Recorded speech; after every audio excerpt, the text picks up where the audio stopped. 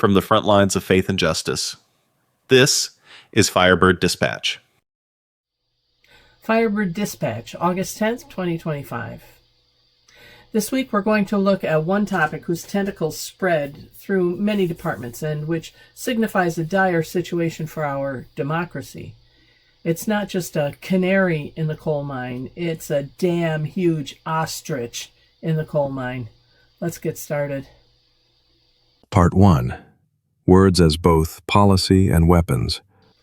Dateline, Washington, D.C., Veterans Affairs Headquarters, Environmental Protection Agency, and beyond.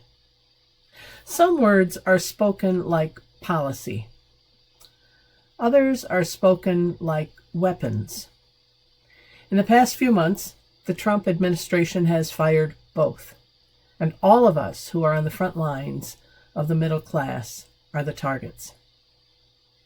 At the Veterans Affairs Department, Secretary Doug Collins said that union protections were wasteful and unnecessary, pointing to $21 million spent in 2019 on what he called union time, as if the cost of protecting workers' rights could be measured only in dollars.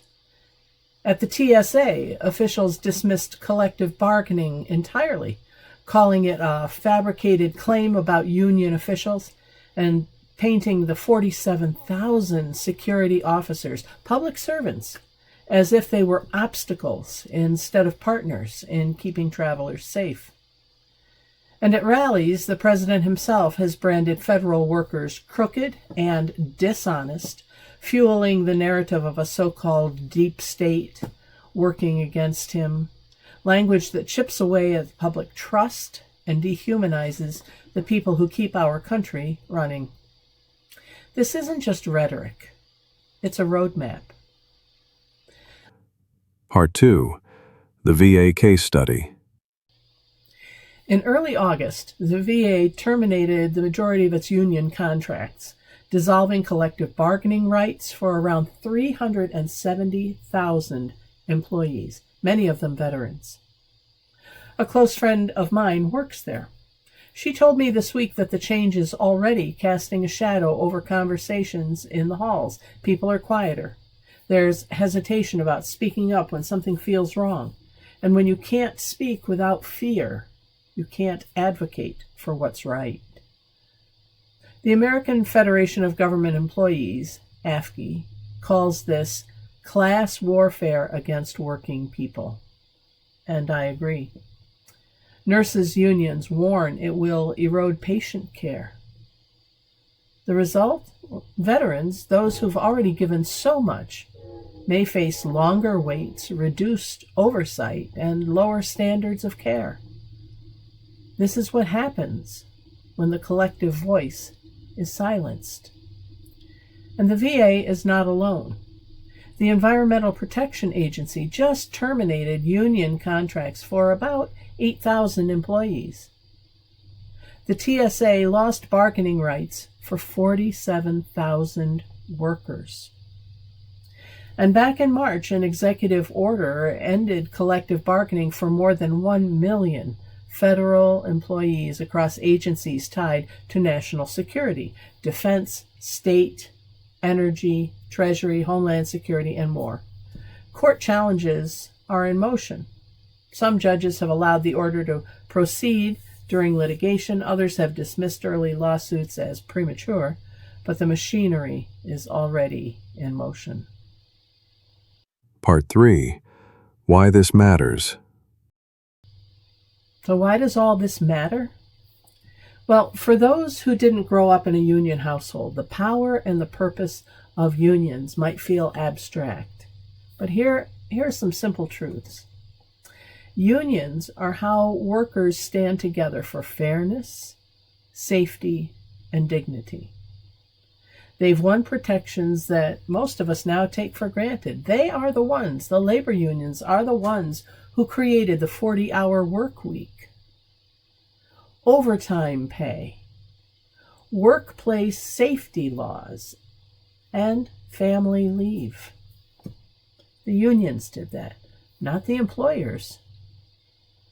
Labor unions across this country have been a check on political abuses, ensuring that whistleblowers and frontline workers can speak truth without losing their jobs.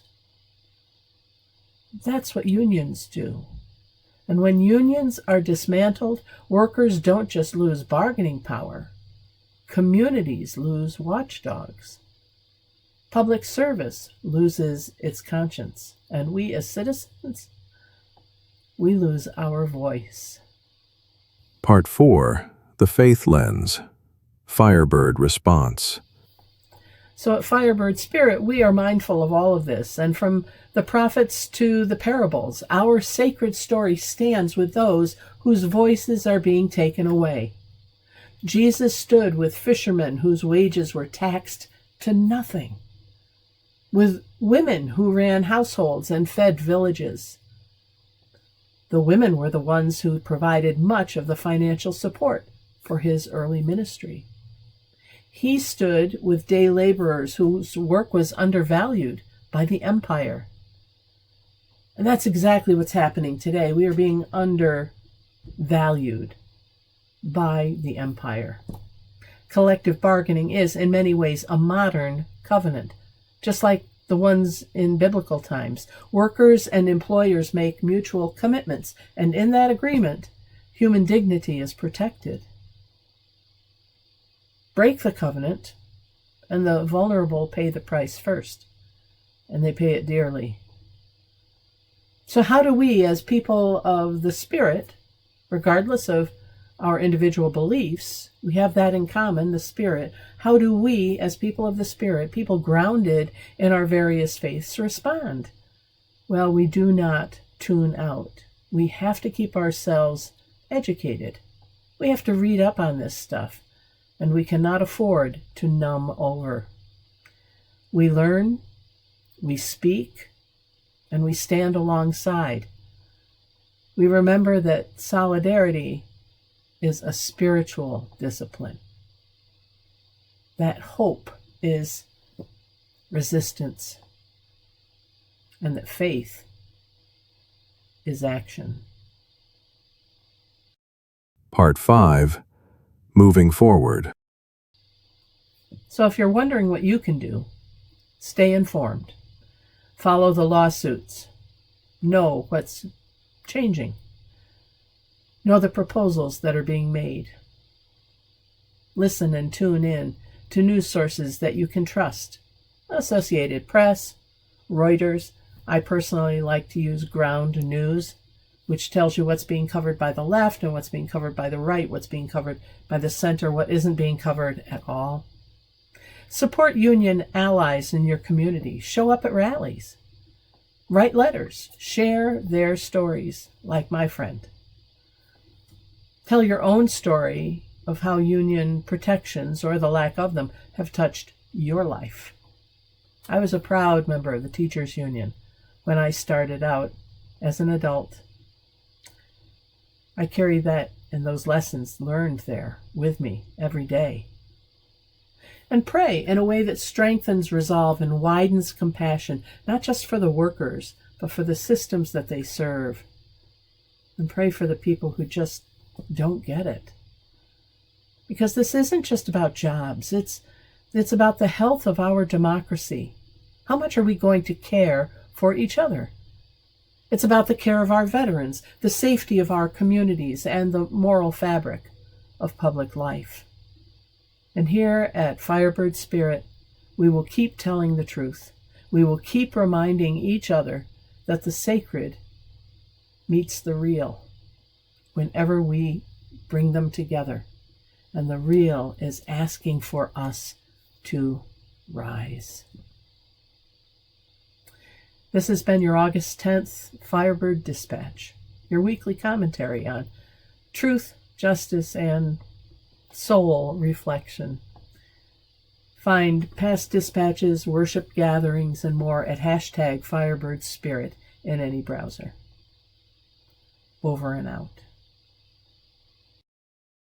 You've been watching Firebird Dispatch, rising in love, grounded in justice. Join the movement at hashtag Firebird Spirit.